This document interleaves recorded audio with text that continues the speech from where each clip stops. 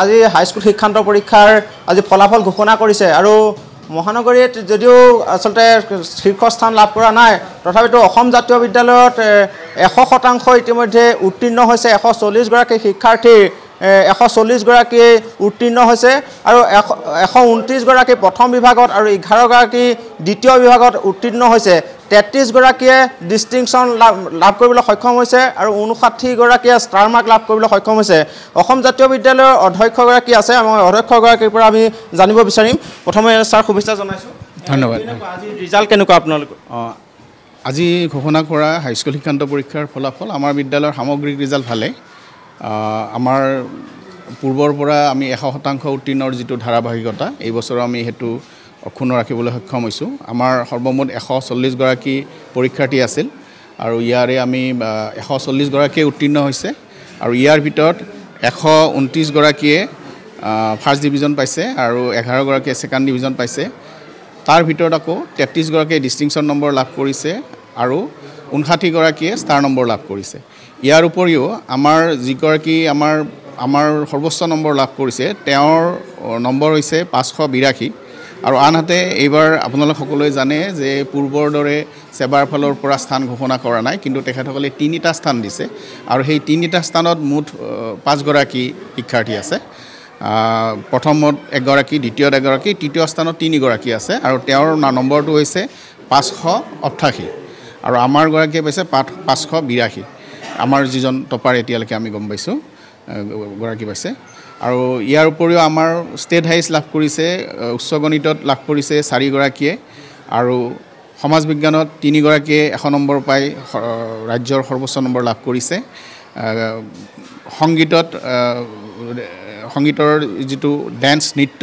তাতে 1 গৰাকীয়ে হুকুমাৰ কলাত 1 গৰাকী আৰু ইংৰাজী বিষয়ত 1 গৰাকীয়ে ষ্টেট হাইছ নম্বৰ লাভ কৰিছে আৰু ইয়াৰ বাহিৰেও বহুতো লেটাৰ নম্বৰ লাভ কৰিছে অসমীয়াত 88 গৰাকীয়ে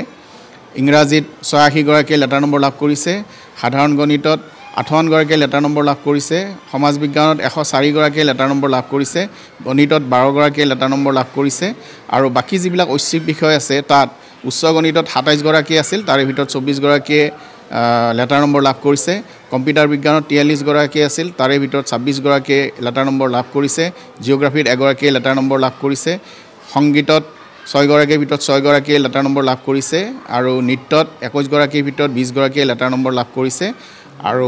হুকুমাৰ কলাত 9 গৰাকীৰ ভিতৰত 4 গৰাকীয়ে লেটাৰ নম্বৰ লাভ কৰিছে হিন্দী বিষয়ত 14 গৰাকীৰ ভিতৰত 9 গৰাকীয়ে লেটাৰ নম্বৰ লাভ কৰিছে আৰু বুৰঞ্জী বিষয়ত 8 গৰাকীৰ ভিতৰত 6 গৰাকীয়ে লেটাৰ নম্বৰ লাভ কৰিছে হয় না আমি খুব ভাল পাইছো কাৰণ আমি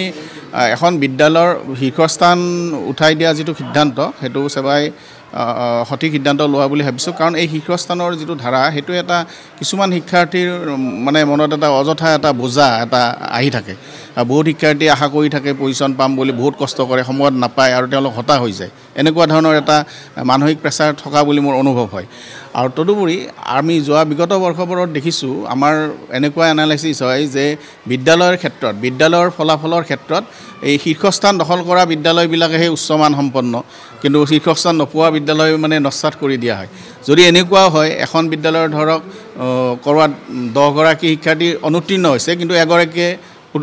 পজিশন পাইছে তেতিয়া সেই গৰাকী শিক্ষাৰ্থী সেইখন স্কুলক কিন্তু হাইলাইট কৰা হয় আনহাতে এনেকুৱা এখন বিদ্যালয় য'ত আটাইখিনিয়ে উত্তীৰ্ণ হৈছে ভালদৰে বেছিভাগেই ফাৰ্ষ্ট ডিভিজন পাইছে ডিষ্টিংচন পাইছে কিন্তু ৰেংক পোৱা নাই তেতিয়া সেইখন স্কুলক মানে কোনো ধৰণে হাইলাইট কৰা নহয় আমি দেখি আহিছো এটো গতিকে আৰু মই ভাবো বিদ্যালয়ৰ যদি আমি পৰ্যালোচনা কৰিব লাগে বিদ্যালয় এখন বিদ্যালয়ৰ মান যদি পৰ্যালোচনা কৰিব লাগে আমি সামগ্ৰিক ৰিজাল্টটো চাব লাগে যে তাত কিমান ষ্টুডেণ্টে পৰীক্ষা দিছে কিমানে ফাৰ্ষ্ট ডিভিজন পাইছে কিমানে ডিষ্টিংচন পাইছে আটাইখিনি উত্তীৰ্ণ হৈছে নে সেইটোৱে বিদ্যালয়ৰ আচল ৰিজাল্ট এজন বা দুজন ল'ৰা ছোৱালী যেতিয়া ৰেংক পাব এতিয়া ধৰক যদি ৰেংক দিলেহেঁতেন মই কথাটো কৈছো ৰেংক দিলেহেঁতেন আমাৰ চিৰিয়েলি মই যদি নম্বৰটো হিচাপ কৰোঁ আমাৰ যিজন আছে তেওঁ 9 নম্বৰত আছে তাৰমানে হেৰিত কৈ আমি যদি হিচাপ কৰি চাওঁ এজনে ধৰক 88ত থাৰ্ড হৈছে 87 টো যদি ফোৰ্থ ধৰো 85 পোৱা যদি ফিফথ ধৰো আমি যদি উলিয়াই লওঁ গতিকে সেই ক্ষেত্ৰত ধৰক আজি ৰেংক ঘোষণা কৰিলে আমাৰো এজন থাকিলেহেঁতেন তেতিয়া আমি সাময়িকভাৱে অলপ সময়ৰ কাৰণে ভাল লাগিলহেঁতেন কিন্তু সেইটোৱে আমাৰ স্কুলৰ সামগ্ৰিক ৰিজাল্ট নহয় আৰু পজিশনৰ ক্ষেত্ৰত